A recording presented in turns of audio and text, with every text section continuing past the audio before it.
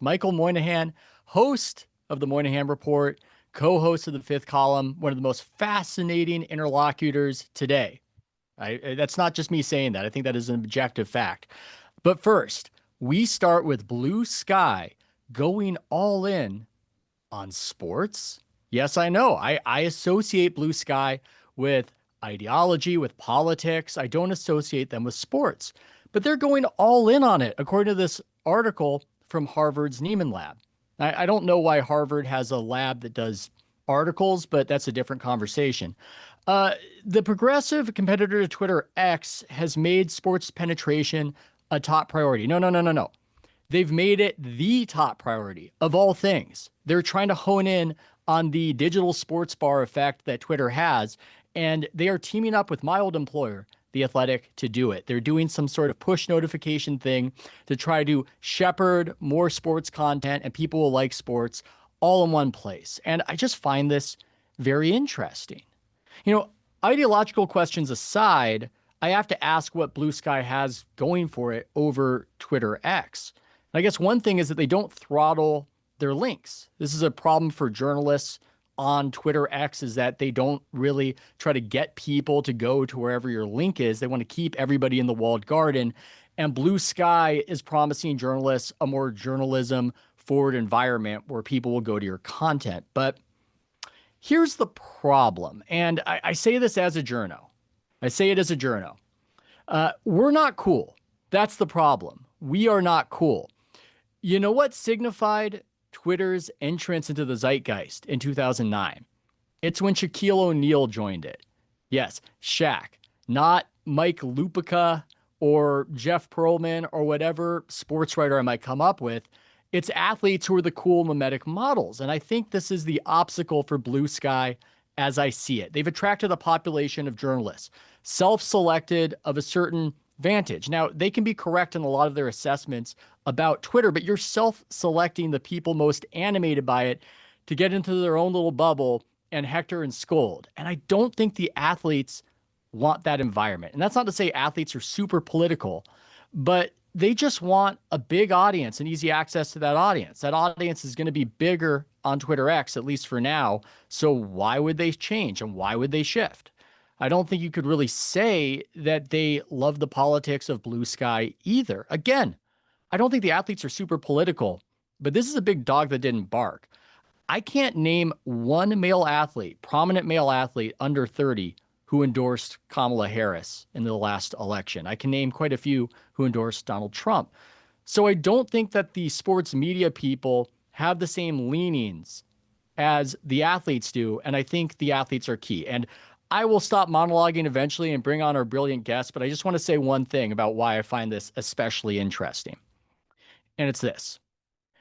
I think for a platform to have political power, the apolitical are key to it.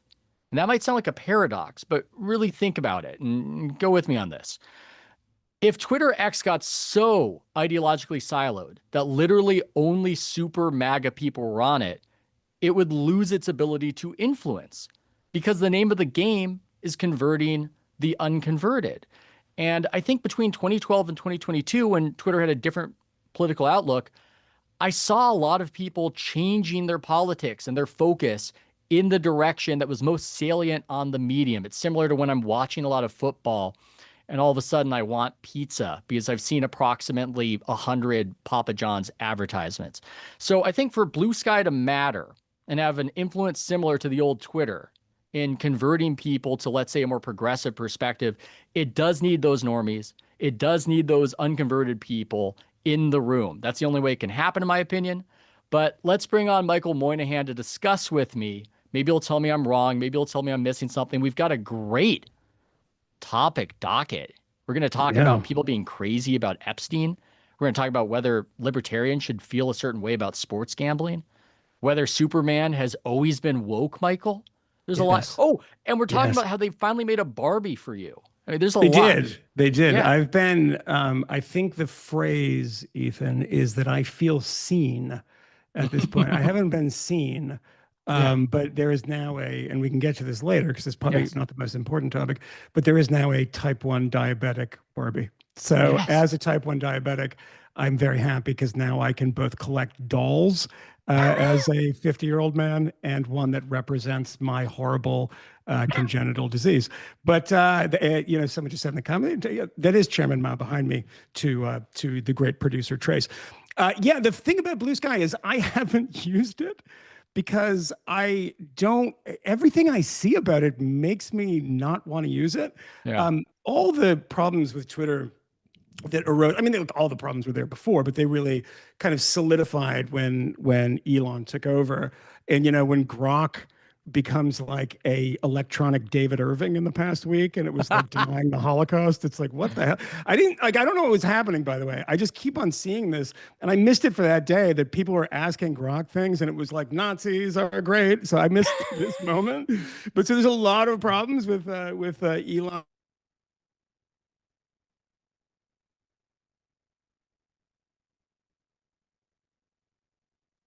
I was just muted, I think. Was that Thank God. I thought that was me. My no, heart no, no, no. stopped. It was like the censorship. There's so Ah, much yes. censorship here. I was going for places that your producer didn't want me to go. Don't look now. Um, Chairman Mao is sitting just to your right. He may have reached over yes, and flicked it.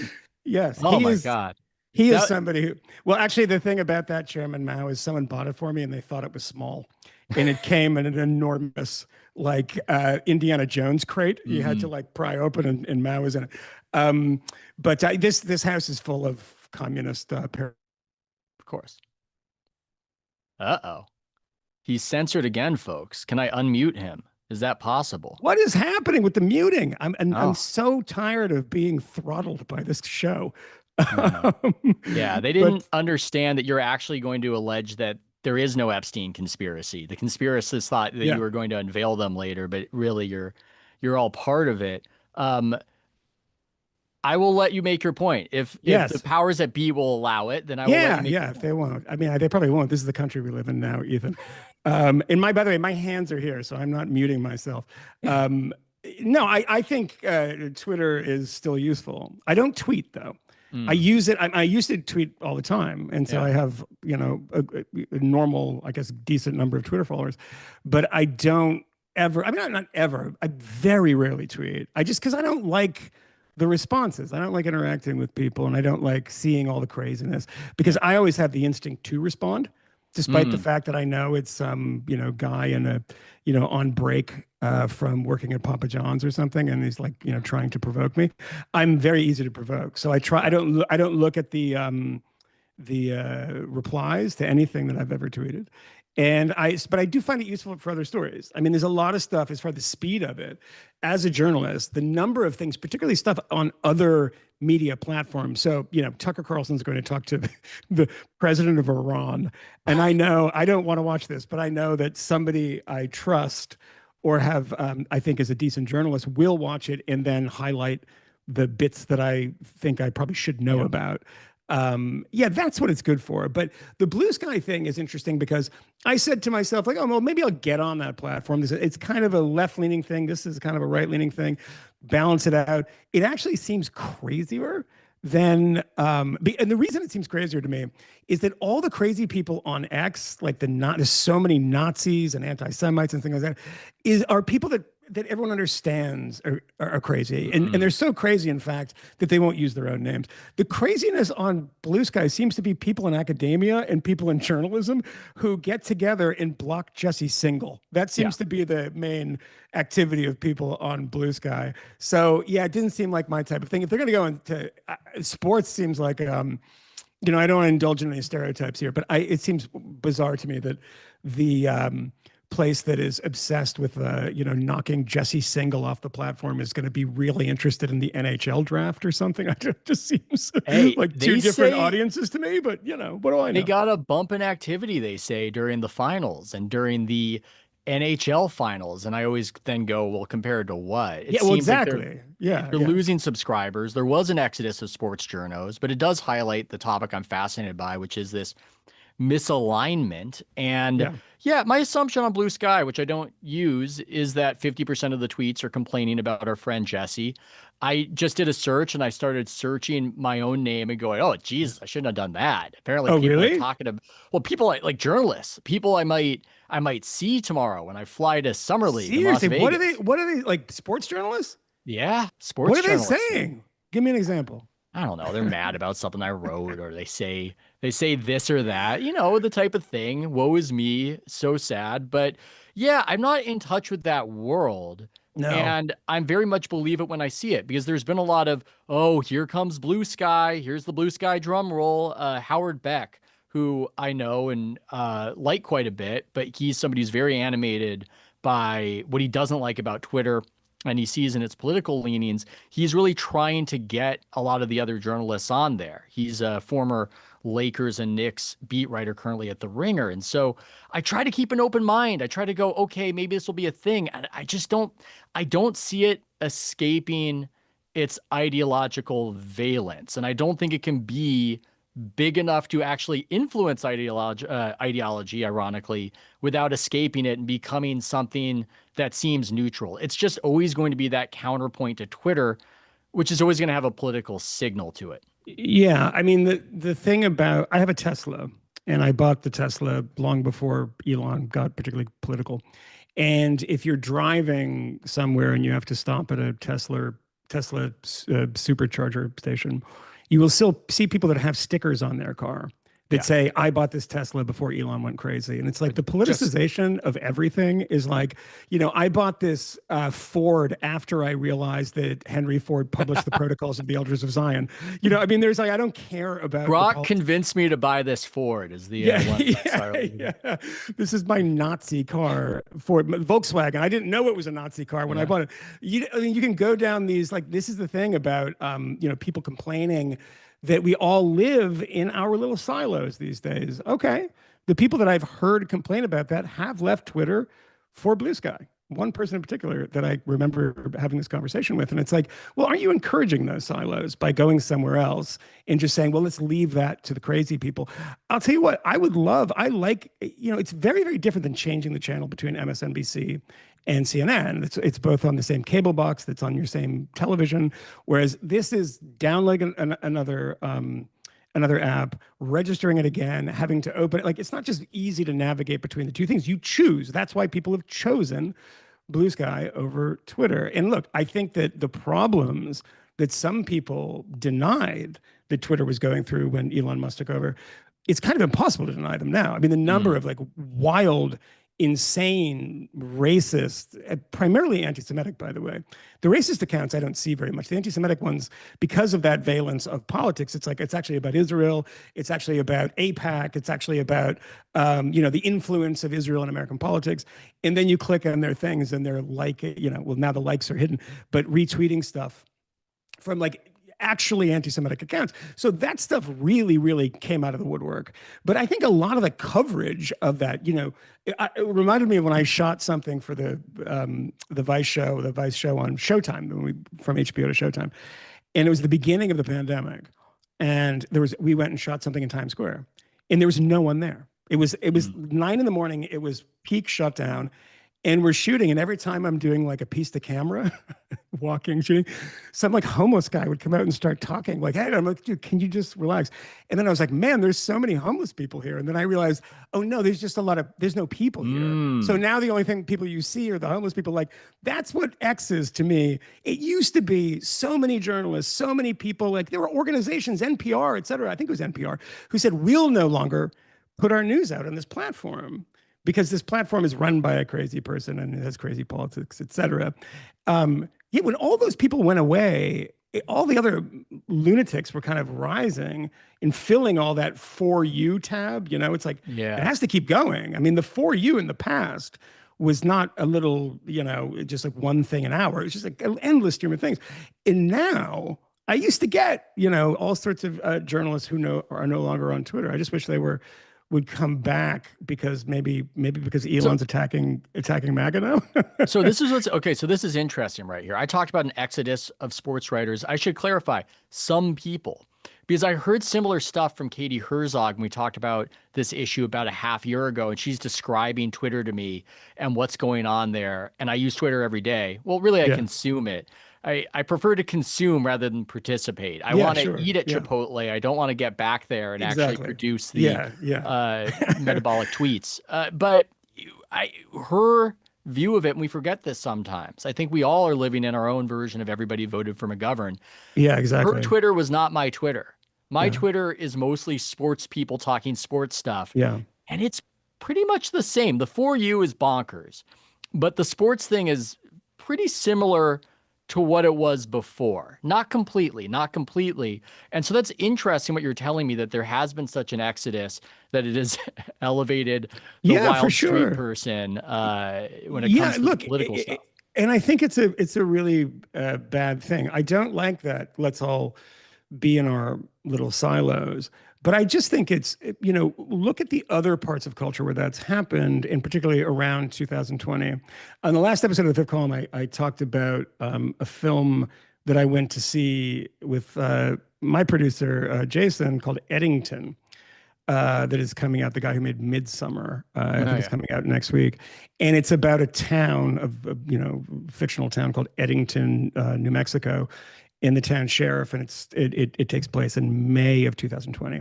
So it's the first film about COVID lockdowns and about BLM. So there's the COVID lockdowns, it's this tension in the town, and then the George Floyd thing happens in those tensions, and then of course Ari Aster, the director, makes it go completely insane, and the completely insane thing is very funny and over the top, and people will either really hate the movie or really love the movie. But it was really interesting to be kind of travel back to those moments. And Jason and I were talking about it after, and talking about like the that was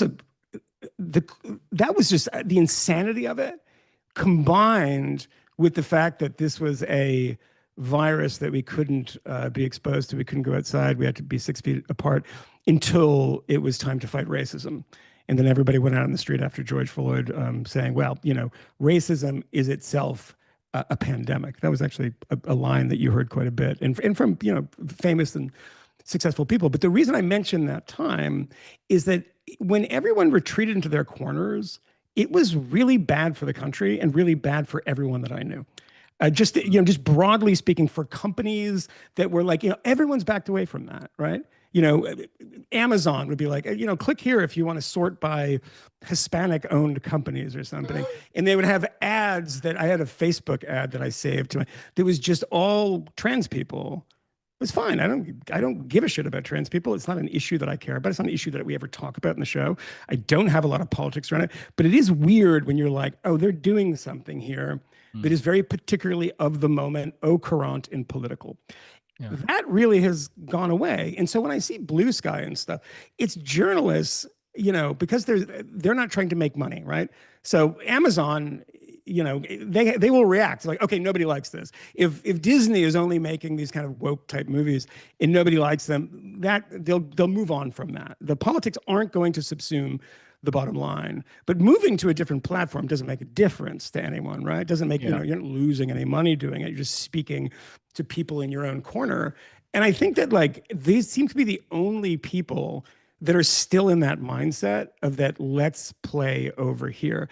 Now, you can say the same thing is true about MAGA, but they've always been like that. It's always been that conservatives think the mainstream hates them, so they have to make and build their own institutions. Yeah. Whereas in this case, I think that the politicization of Bud Light, of Amazon, of Google, of the Google Doodle being, political, I think we're on the other side of that in a lot of ways.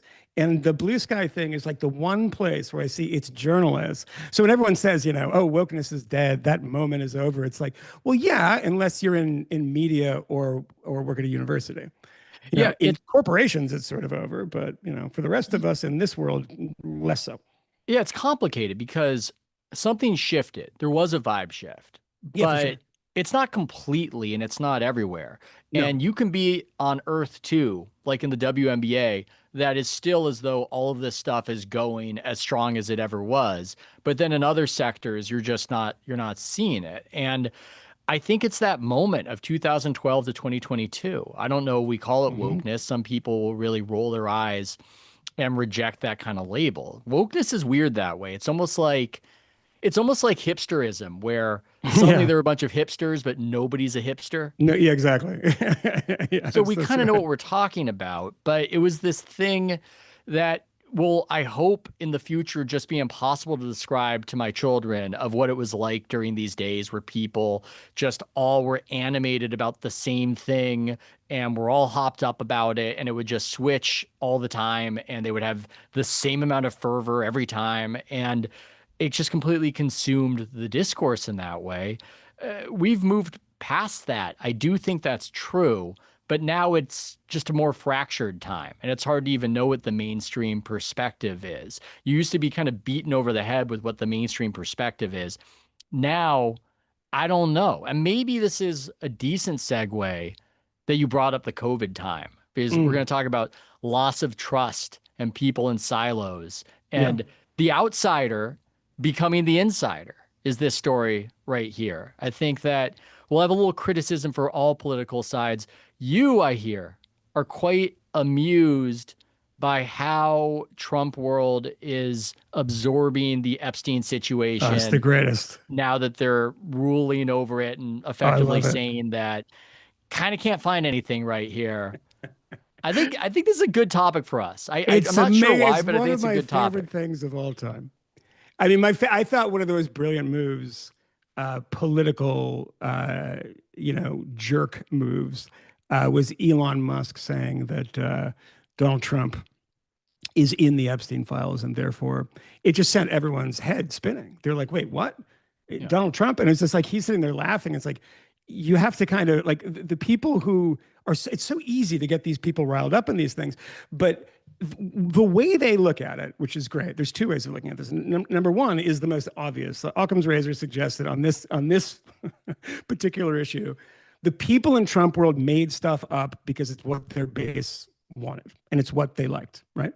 So they say, it goes so deep and there's all these files, and when we get in there, we're going to release the files, the JFK files and the Epstein files, and then they get in there, and the greatest thing is, now they're going to be called on the bullshit. And when you're called on the bullshit, the conspiracy theorists think, oh no, it got to them too. I sent you this joke, this famous joke of the person who dies and goes to heaven and is at the pearly gates and says to God says, you have one question I can answer, and he says, who killed JFK?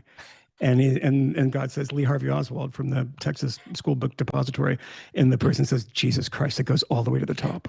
And that's the kind of thing. It's like once you're inside and you're like, okay, well, I was just part of this movement, in part of the kind of rhythm of this movement, part of, how you are in it is you have to believe in this stuff or talk about them. Kash Patel, you can find videos of him saying, oh, when we get to this, we're gonna blow the lid off of Dan Bongino. And they're both like, yeah, there's really nothing.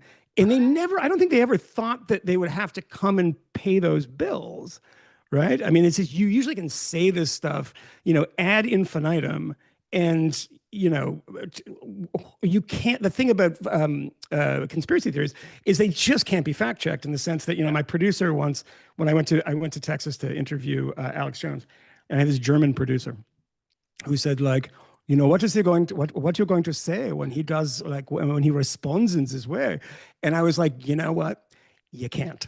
And the reason you can't is because they make things up. And of course, what happened was I said, Alex, that's wrong. He's like, oh, Michael, I've got a document here. I talked to somebody on the inside, and they just make shit up. It's endless. And I'll give credit to somebody who I've been very, very critical of. The journalist Michael Tracy has a story about this Epstein stuff in Compact, that sort of, national conservative, paleo conservative Sohrab Ahmari magazine, which is very, very good. And he's like, you guys have just been fooled by all of this stuff because you want it to be true. Yes. And the reason people want this stuff to be true is a couple of things.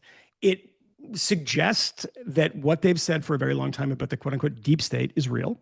This is all part of the deep state. This is all part of these people way up there. And what do they love? What are they obsessed with? Pedophile rings. And this is a pedophile ring protecting the powerful. Now, there's other people who run into this vacuum too and get sucked into it. And those are the people who are obsessed with Israel, right? I mean, Jeffrey Epstein's Jewish.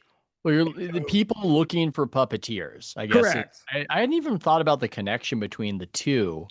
But yeah, there is a lot of overlap in that. And maybe I can connect it to my concept that I'm never going to get to catch on. I've renamed it per a reader suggestion. I said moral inertia last time we talked. I'm going to call it Yeah. moral momentum, Yeah. where you start with an inclination and you just keep doubling down to justify it to the point where you start sounding insane. So we talked about COVID earlier, loss of trust in institutions. There's a lot of there's been a reveal while we've been using Twitter of what big idiots so many formerly esteemed, credentialed people are. You start calling that out and you start saying, yeah, these people, they're not great. The people running and ruling us, they're not great. Okay. It's like, actually, they're really bad. They might even be evil. Like, okay. You know what? They're all fucking children. They're all doing that. It's like, whoa, like you're taking it to this place where you start with this bad inclination and you keep kind of spinning it up and amplifying it. I don't know if these people you're mentioning actually convince themselves of it or if they know they're lying about it. I don't know, but I'll say this, and this might seem like a bit of a quasi name drop, but the business that I've been in, because sports involves a lot of billionaires and attracts a lot of powerful people. I am not such a person, but I am in conversation with them.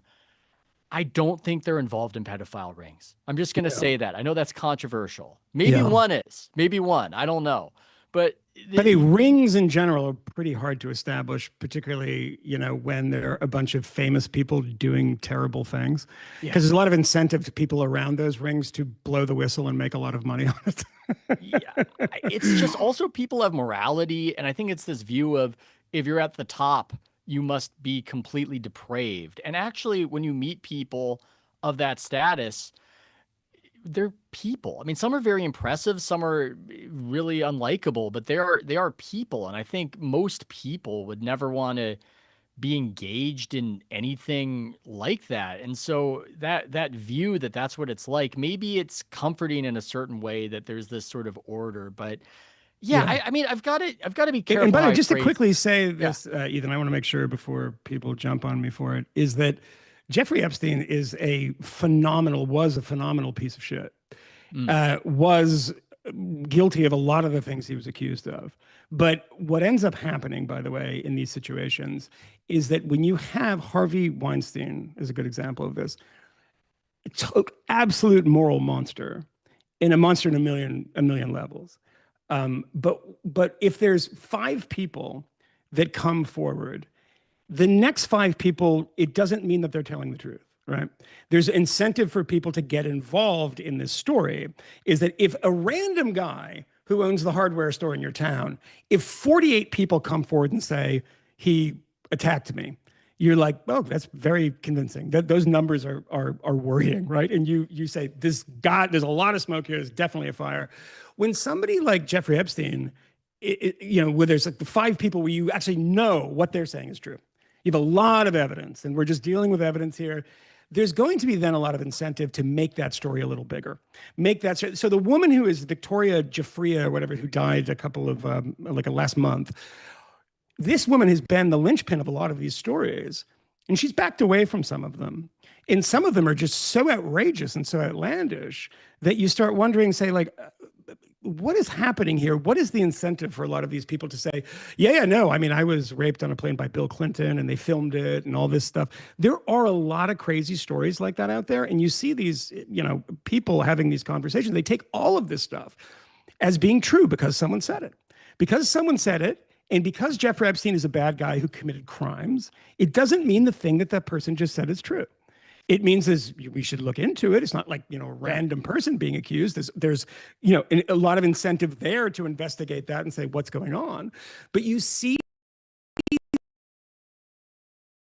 this stuff because they were Bill Clinton on the plane. And like, where are the flight logs? Well, no, you told us there were flight logs. Well, I'll tell you something that is certainly true. If there are planes that going to a place, I presume there are flight logs. And if those are uncovered, do you know what it means? It means there are people that went on a plane. That's all it means. That's all the evidence shows. Do you want to look further? Go ahead. That's great. That's what we do as journalists. But this sense that all of this stuff, I'll tell you what, this is the thing that people can't get into their heads. And I've been attacked for this, and people have sent me. Oh, he got muted right as he said that. Oh, Right as yeah. he said that. Right as I said that, it's like Epstein is still alive and he's Yeah. on a computer somewhere muting me. But the thing about this, I've said this before and people get mad about it, but it is true. People like hanging around rich people. Full stop. Very rich people. Yeah. People say, well, why did they go to the islands? Because it's a fucking island. And the guy has a plane. Why is he on the plane? It's the only reason they're there is not to sacrifice children. It's because a rich guy is going to fly you to an island on a plane. That every one of these people is on the log who have admitted to knowing Jeffrey Epstein or going places are ideologically very diverse. Noam Chomsky spent a lot of time with Jeffrey Epstein, and he told people, fuck off, when they asked him. The Wall Street Journal asked him, and he's like, you know what? I don't want to talk about this. Is Noam Chomsky an agent of Israel? The man who spent his entire life shitting on Israel? I mean, this stuff makes That's the zero greatest sense. trick the Shin Bet and Mossad ever pulled. Exactly. Investing was 60 making- years or so into Noam Chomsky, the last living person that I always conceived of as old. But anyway, Yes. sorry. Yeah, and he looks really old now. He looks like Gandalf at this point. He's very long white beard and everything. But this stuff, it drives me crazy because the actual story is bad enough and people try to make it worse and they undermine their own credibility. You know, I think I sent you this video. I think a chain that we were on today. This video that had 1 million views in 10 hours. Some random guy sitting in front of a camera saying, this is the greatest scandal in history. And I was watching it and I realized that you would think this was the greatest scandal in human history if you understood nothing about journalism, if you understood nothing about, you know, how investigations work. I pointed this out the other day, these people saying that there's redactions everywhere. Well, yes, of course there are redactions everywhere. That's what happens when you have other victims and people that they've talked to, they get redacted.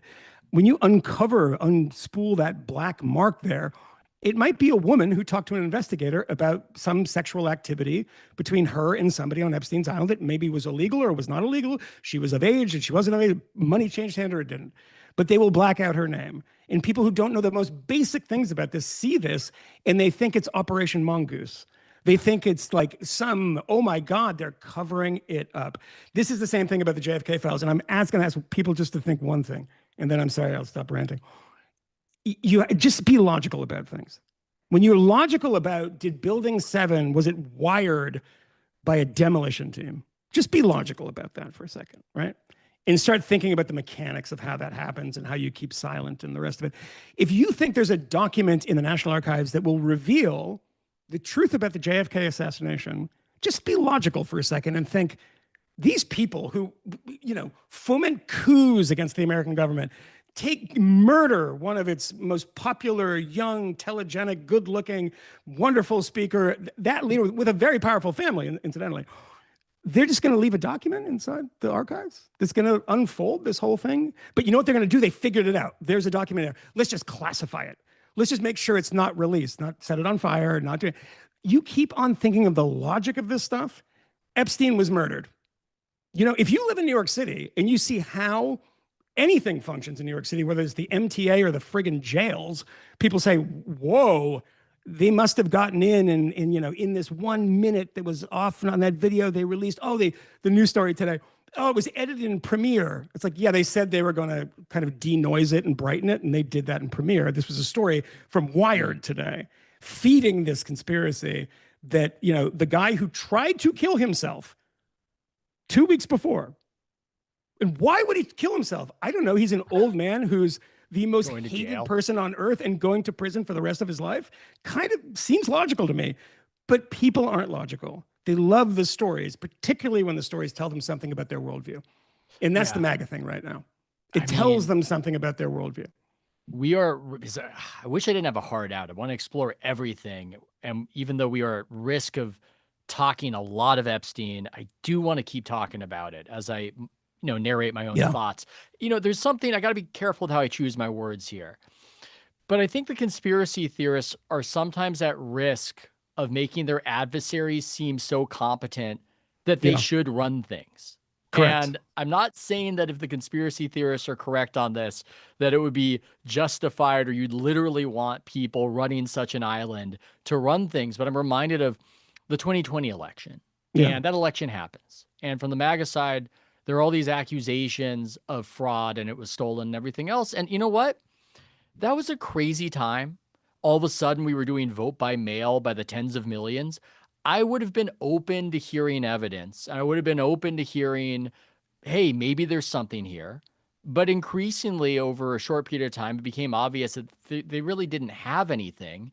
And then you double down from that perspective. The whole it goes all the way to the top sort of thinking. Mhm. And then at that point, I was thinking, you know what?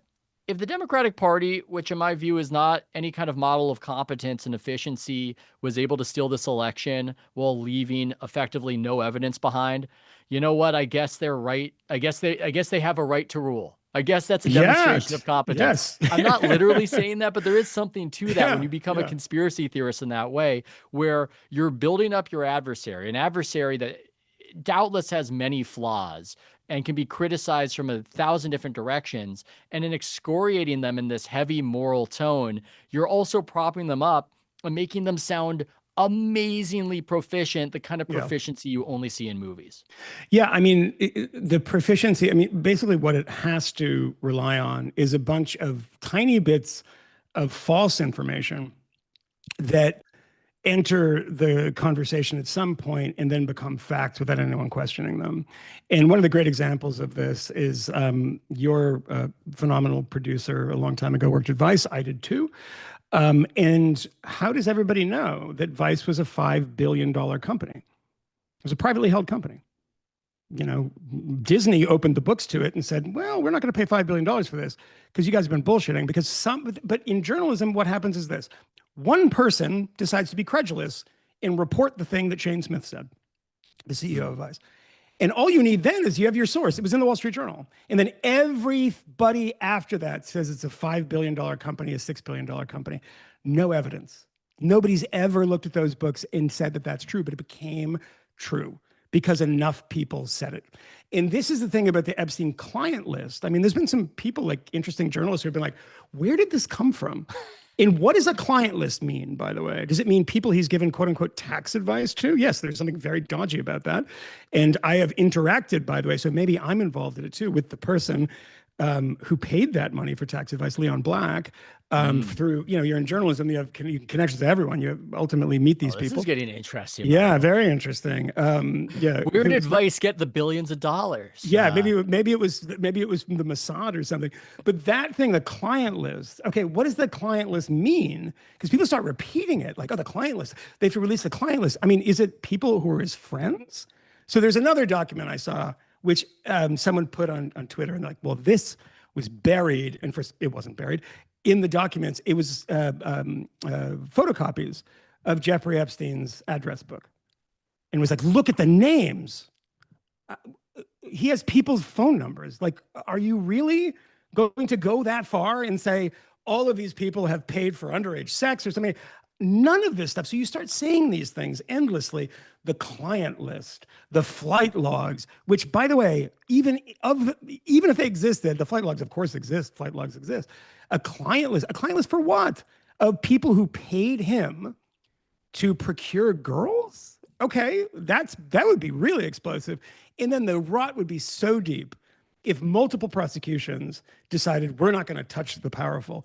Do you understand how this fucking game works? Do you understand that if myself, Ethan, whoever, it's not a paranoid 70s movie like with, you know, Robert Redford running from a rogue CIA who's trying to kill him, right?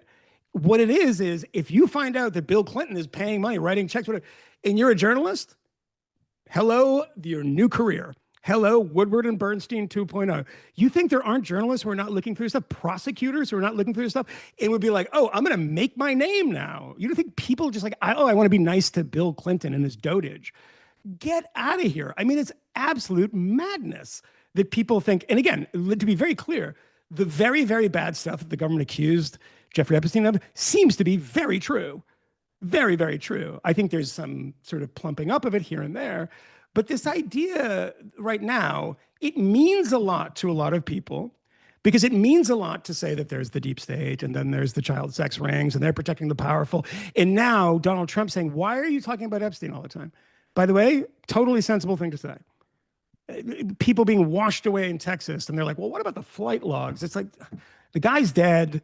You know, the main accuser just died. I mean, it's just a wild thing, and you have to ask yourself, like, why are people so obsessed with this? Beyond the fact that it's fun, I know people think it's fun.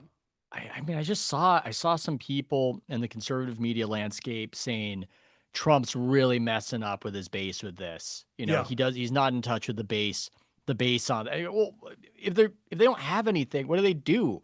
yeah, Roust people and put them yeah, on trial to yes, satisfy the base? But we're exactly. living in the world where maybe the conspiracy theory is untrue, but if other people are living in the world where it's obviously true, then they're going to have assumptions on the basis of that. I will say you guys can ask questions. We want them to be a little bit on topic, and you can't be because we're I talking mean, Epstein. Ethan, we're not really on topic, so We're not. That's true.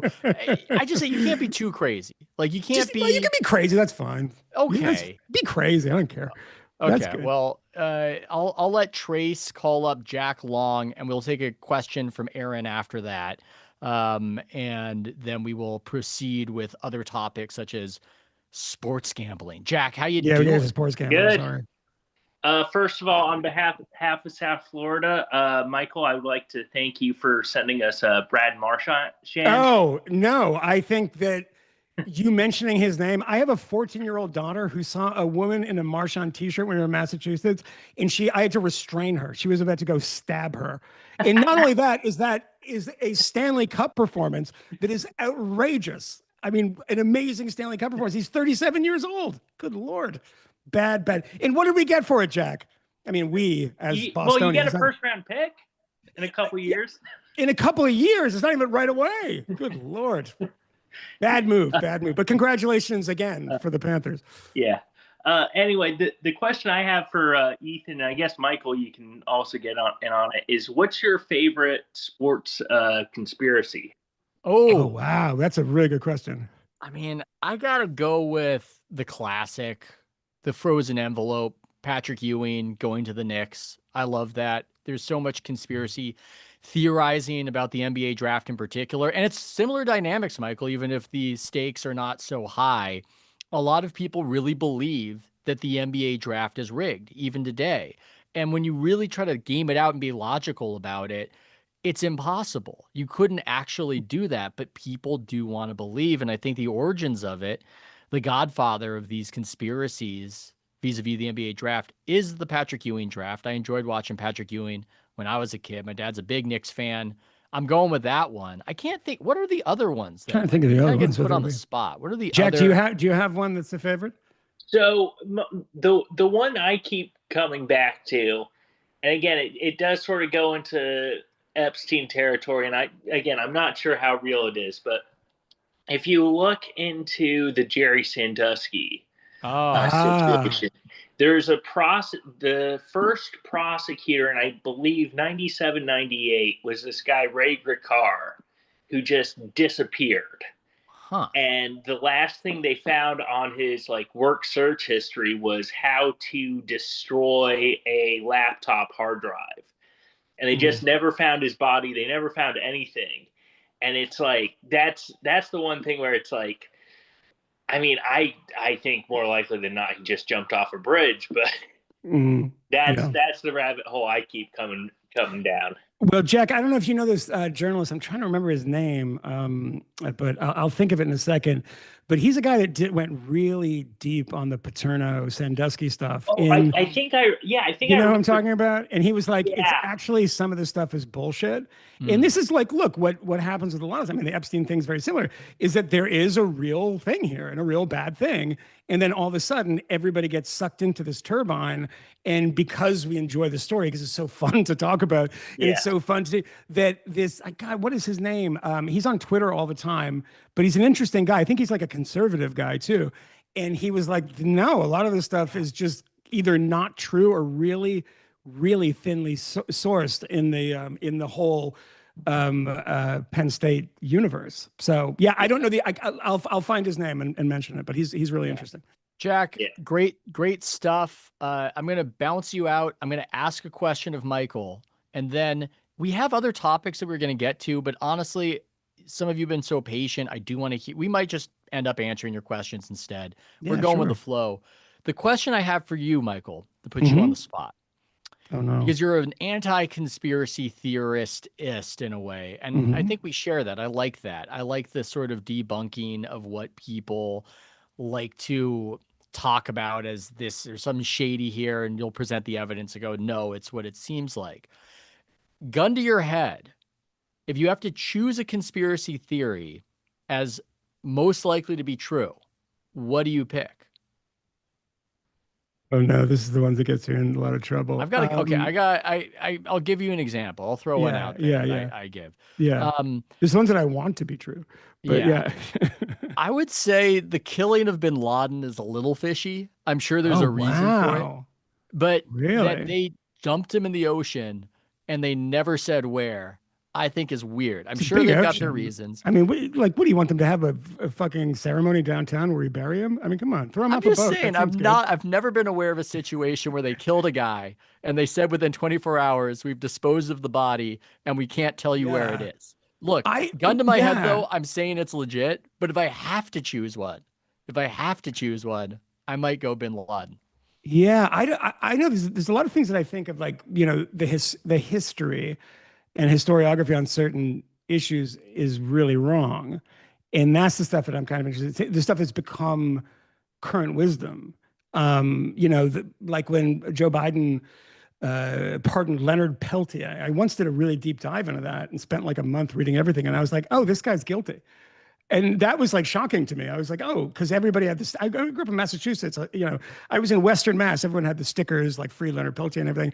So I don't have a lot of conspiracy theories, I think, on the top of my head, but I have a lot of things that have become conventional wisdom that I think are probably not true. Yeah. And that being one of them. But yeah, my working assumption. I remember when Christopher Hitchens, he hated that he did that book, Letters to a Young Contrarian. Hmm. But it was a letters to series, and he was asked to write this book. But he was like, I'm not a contrarian. I don't actively go out trying to debunk things. I just am honest, and my point of view is probably different than a lot of people's. So I don't like to be a debunker, but I think that what ends up happening is when you understand that people in power are dumb and incompetent, Yeah. you can't have both of those thoughts in your head. Like, conservatives are like, these people can't run government, yet they can orchestrate one of the most amazing, complicated conspiracies in human history. That stuff always shocks me. It's like, wait a second, how can they do both? How can they be so incompetent that they can't run a basic government agency to, get you the most basic services, yet they can cover something up that requires the knowledge of hundreds of people? That's where all the That's usually bandwidth why I say just be goes. logical about this stuff. So the conspiracy theory stuff, I never go out saying like, oh, none of them can be true, because there are conspiracies. Conspiracies exist. Real conspiracies actually exist, but they're almost always uncovered. But how would I know, right? How Oh would yeah, I know? and I will clarify because I don't want Moynihan to think I'm crazy. Yeah. My version of conspiracy theories that are plausible bakes in the incompetence followed by a cover up. I usually, if I Yeah, have to sure. go, oh, there might have been a fuck up. So my version, if we're forced to come up with a scenario where the bin Laden thing is fake, which again, Yeah. I don't believe this, but if I have to pick one, if I'm forced to pick one, it would be they thought they were killing him. Oh, that's not the guy. Oh, I guess we got to run with it. That's the Yeah. best. That's the best sort of It was far-fetched. Steve Laden, his cousin, who lived in Pakistan. We Yeah, killed the body double. yeah, He's but been by the way, dead all the time. the conspiracies that often, or the cover-ups that often turn out to be true, the motivations for them are almost always the same, which is to cover up personal incompetence Hmm. and not cover up for some, puppeteer who's like making us all do X or Y. It's Yeah. usually you look stupid. I mean, our agency looks dumb. Let's not talk about that. Let's kind of push that. And then when the CIA does that, and the CIA has done that quite a bit, by the way. And Eli Lake and I have talked about this. He's been doing this kind of thing on the deep state and what the deep state is, and is there a real deep state? And comes to the conclusion like, well, yeah, you could call this the deep state. And they do bad things, and oftentimes the reason is just rank incompetence in trying to save their jobs and their reputations. That makes a tremendous amount of sense, but it's too banal to get people excited. Correct. So Yeah. therefore, they don't want to choose to believe it. Let's get Aaron. Let's go lightning round. We're gonna go quick. Aaron, what you Thanks so got? much. Quick thing, I just put it in the chat. The Navy has had a longstanding tradition of burial at sea, including enemy combatants. I don't want to hear this. I don't want to hear more. Aaron, of he the doesn't want to hear conspiracy. your Get him out of facts. here. I have my fun theory. By the way, this includes, if you think of who were the biggest culturally terrorists prior to, like 9/11 type terrorists, which were kamikaze pilots in World War II. So Yeah. if you think that culturally, what that means, especially to the Navy and the Marine Corps, and even to American society. Yeah. So so not to zing on you. I'm just pointing out. No, this is actually a good object example because I think what happens, and to be clear, I'm not saying I believed this conspiracy, but I think people get embarrassed and they double down. So Yeah, somebody like Aaron presents the evidence, and instead of going, well, that makes a lot of sense, and I sound stupid now, people then instead they just retreat further to. I mean, I'm a big reader of the Decision Lab. I tell everyone read that once a year. They list all 350 biases that we have, and you just kind of pound yourself into the Decision Lab once a year. Just reevaluate your own biases, stupidity, and anchoring thinking, and it just clears your head a little. And I just do that all the time, or not all the time, but at least once a year. And you just find like you run across another biases, and you're like, oh, I did that one a few months ago. And so I'm a huge believer, like you are, Michael, in just the incompetence thesis for, pretty much almost 75% of human action. Yeah, it actually. usually works. Yeah. And yeah, I mean, it's just the Occam's razor, and it's just also like these are the same morons that we and everyone else is around us and get everything wrong and screw up our dinner appointment and everything else. So why would that not grow all the way to the more complex type events? So I'm wondering though, you asked a question about sports conspiracies. I do think, and so I grew up in Pasadena. I have a good friend of mine, Stacey Augman, that played on the UNLV Rebels, and they were part of, obviously there was no real conspiracy, where people thought, because they were so overwhelming of a favorite, that there was a conspiracy in 1991 in the loss to Duke, when they just got beat by Duke is what it comes down to. And that became kind of this rolling theme. And of course they had all these guys that played in the NBA and so on, who it's like, why, what would and they were from Vegas too, right? So it had all these layers to it. And I've always found the big issue, and I'm a big Nassim Taleb fan, is people just don't have skin in the game. People can just say random shit, and then they don't have any skin in the game, and there's no accountability later. And we don't like to hold people account, and it's like bad form, it's poor form, in person especially. So we just let all this slide over and over, and especially in the sports ecosystem, because everyone's like, fire the GM, fire the GM. It's like, okay, well, let's put your 401k on the line and see if you really should fire the GM. And of course, everyone's like, no, you probably don't want to fire the GM. And I just wonder, how much do you think in this modern world, we're on this sort of free ride where we can just say, unlimited anything, including the wildest things. And then eventually some of these people get into power, and then they have to act on it or get stuck by it. And then we're in this weird situation now. And these people aren't really prepared for this.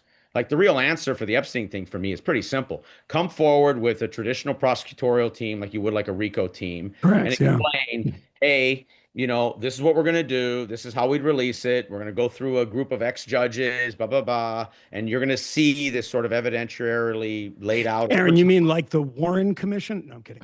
No. It doesn't have to be that substantial, but there is a procedure to going through this and sorting through it, and having a transparency layer to it that is readable, and then obviously the journalists are the channel this is coming through, and they all have legal reporters, so you invite that pile of legal reporters, kind of the old school kind of Nina Totenberg types of the modern era, and they basically just report it out. Hey, this thing's blacked out because obviously it includes a whole bunch of people who just took a flight and happened to go to a conference, like you said, that happened to be in the same island. And we prove that, hotel records, everything else. And then there's the other 3 people there. Well, those are ones we're digging into. And so I'm wondering, how much is this a lack of modern competence and looking back at old ways that we used to do things? I wish. I just don't think that's what it is. I think people are going to find a way given the information channels we have, the technology, and your very logical and transparent idea, which sounds good, I just don't think is going to make much of a dent in the problem. You said a lot, though. You said a lot. I want to address all of it. Sorry. You've moved me off my Bin Laden as the conspiracy theory. That's the only thing I really wanted to do. You've moved me off that. I'm gonna have to maybe transfer to the Vegas shooter, Stephen Paddock, perhaps. We'll have to look into it.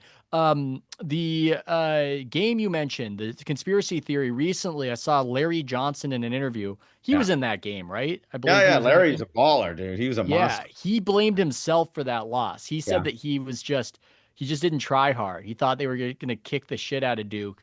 Excuse my language. And he just, by the time they started to lose, it was too late. So it's funny. It's sort of, people have a conspiracy theory, but it's this banal reality that Larry Johnson just wasn't really engaged that game. And then, I don't know. I'm like Rick Perry. I can't remember the third. I had a third point. I can't really get to it. Well, let me add something while you think about it, Ethan. I know we have limited time. I'll be fast. But one of the things about these conspiracy theories is the kind of changing mores of time make you realize that while we think that people who are involved in conspiracies are trying to either minimize or disappear their involvement, there is the past in which the opposite of that is true. I'll give you an example of this. I just did a little brief episode of the Fifth Column with the Stanford professor Abbas Milani about the 1953 coup in Iran, because we're talking about Iran and are they trying to do a coup? And all of these people were coming forward and CNN had a piece on it. Well, we overthrew the government back in 1953. And Abbas Milani, who was an opponent of the Shah, was jailed by the Shah, is an incredible scholar and wrote an amazing biography of the Shah, said, actually, it's not really true. There was involvement, but it's not really true for X, Y, and Z reason. They tried to do a first coup. There was a second coup that America was not. But one of the things that he mentioned to me was the guy on the ground there, Kermit Roosevelt, who was related to Teddy Roosevelt, wrote a book saying he did everything.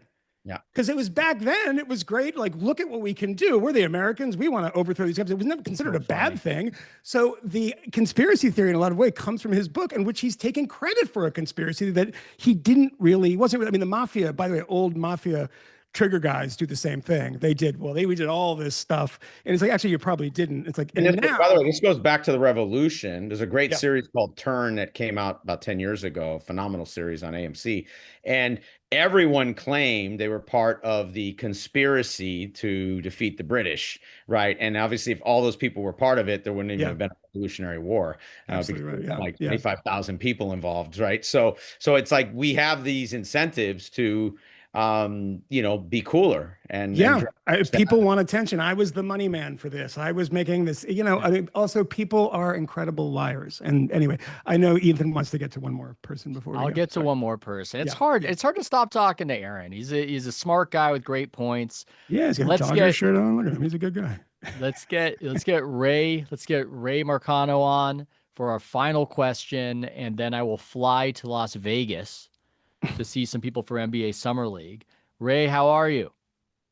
Fine. How is everybody? I literally have 30 seconds. So this is perfect. That's the conspiracy, Ray. You're going to blow the lid off this. The conspiracy is Ray, this is Trace. Ray, you've got time. Just do your thing. You've got time. Go on. A little padding. Especially if it's the Kurt Schilling bloody sock story. That's all I want to hear. Wow. It is not it. I have a list here in my hand of what I consider to be the 4 top sports conspiracy theories of all time. I was a sports editor at one point. So here we go. Number 4, Bobby Riggs intentionally loses to Billie Jean King because of his gambling debts. Number 3, I've heard that, the Soviet win in 1972 over the USA. Number 2, Jordan did not actually retire the first time. It was a forced suspension by the NBA for his gambling debts. Wow. And the number 1 of all time, Ali Liston and the Phantom Punch. Damn. Man, that's a good list. That's a great Ray. guest. Jeez, Ray. Can we fire Ethan and make Ray the host of the show? How dare you? It was, the list had they left some things to be desired. It wasn't a perfect list. No, it's a great job, Ray. And by the way, to trace, the Schilling bloody sock thing. Look, I know that Kurt Schilling became bit of a villain as a person after the fact, particularly because he took all this money from the government for his, what was it, 38 studios in Rhode Island, where he was like a video game developer and like set it all on fire. And by the way, which is, and because he was he's like a famous conservative. It's like the least conservative thing you can do. Get an enormous handout from the government for your own company and then just blow it all. I guess it is actually a pretty conservative thing to do, depending on how you look at it. But the bloody sock thing, I think you're trying to defame the people of Massachusetts and the Red Sox, and I take issue with that. There is no evidence trace of that, and it's not true. It's not true. Whatever you're talking about is a lie. You're ridiculous. And I did this. I went to a 4th of July parade this year. And the last time I was there, my daughter and I were walking. It was a very small town. We saw Jason Varitek.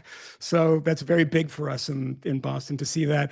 In Ray, I was on your side. I said, we're going to give you a job, and you're downvoting me. Unbelievable. Tech was a great catcher. He was no Rich Gedman, but he was a great catcher. I think the Riggs one is more minutes plausible. from Yankee Stadium, so.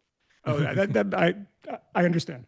I think the Riggs one looks more plausible now that we're seeing players throw games over gambling debts currently, as is happening in what we're calling the FanDuel era. I don't know. I don't know much about that one. We might add it to the pile of conspiracy theories I don't believe, but if forced to choose in a crazy hypothetical where a gun is to my head, maybe Riggs. I don't know. Maybe Riggs. Maybe Riggs was Riggs. But he was also like 60. I mean, that's the thing about that tennis match is he was like 100 years old. I mean, come on. I mean, it's like, what year was that? Jake Paul. That was the Jake Paul of tennis. You're fighting old guys who were once great. I mean, Bobby Riggs was an old guy at that point. Have her play someone of the exact same age. What year was that, by the way? 70. What? It was in the Astrodome, right? Wasn't it the Astrodome? God, yes. That's a magical, just the 70s. What a magical time in the Astrodome.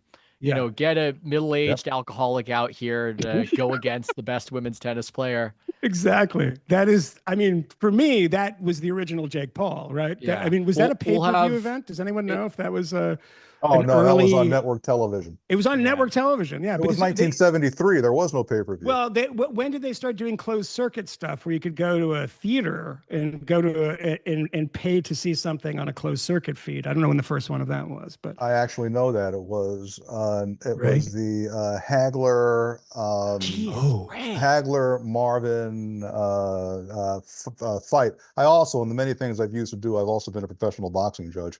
But it was Marvin Hagler, Tommy Hearns, first professional closed circuit fight in 1976. And I think, was Hagler from Massachusetts? I just want to be sure that I think he was from Massachusetts. Brockton. He's from Brockton. That's right. There you go. There you go. Always love Marvin for that reason. All right, I know you got to go. So I know but that was a great. I appreciate that. Look at that. I just want to talk to Ray more for the next 45 minutes and just throw more trivia. But that, Ethan, you understand that's forcing your own obsolescence. I mean that. Oh yeah, he's like the AI.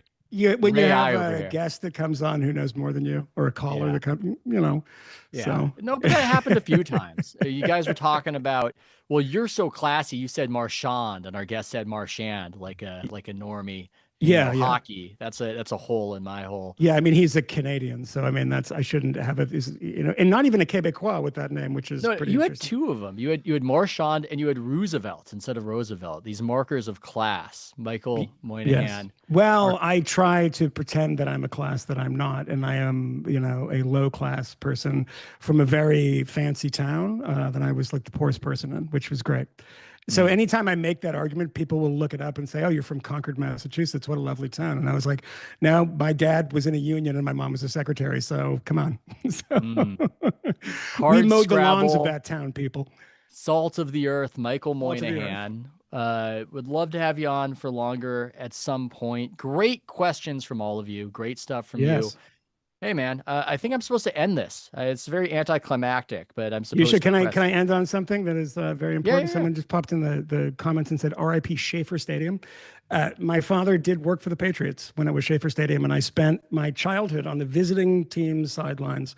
And I have a great picture somewhere of me and OJ when he was I think working for NBC.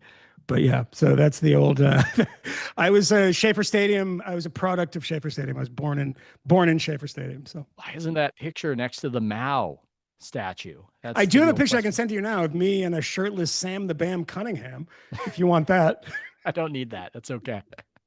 I don't think I need that. I'm trying to get rid of it. So great stuff, everybody. Thanks so much, Thank you, Michael. Ethan. That was really fun. Until next time. See ya.